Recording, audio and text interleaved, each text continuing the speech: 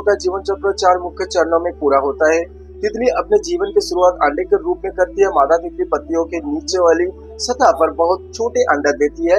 ये अंडे कुछ ही दिनों में फूट जाते हैं। अंडे से निकलने के बाद लार्वा निकलती है, जिसे सूंडी कहा जाता है। इस अवस्था में तितली केवल भोजन करती है। ये लगातार पत्तियों को खाकर अपने शरीर को बड़ा बनाती है। सूंडी अपने त्वचा की कई बार बदलती है, जिसे मोल्टिंग कहते हैं।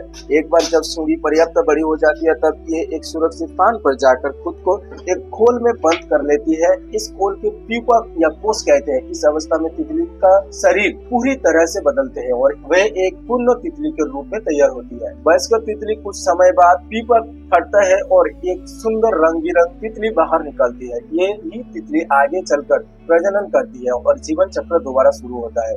तितलियों का जीवन शैली तितलियों आमतौर पर दिन में सक्रिय होते हैं और रात को किसी पत्ते या छायादार स्थान पर विश्राम करती है। तितलियों की आयु प्रजातियों के अनुसार कुछ दिनों से लेकर कुछ हफ्ते तक हो सकती है।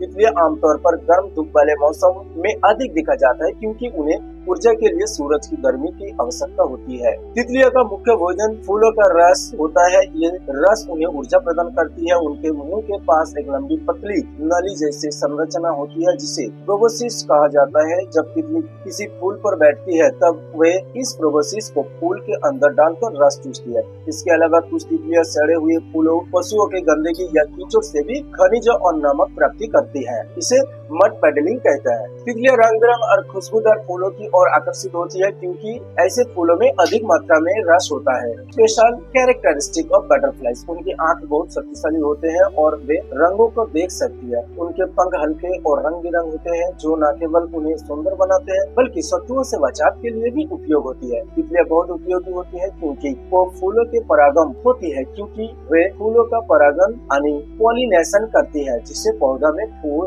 फल और बीज बनते हैं।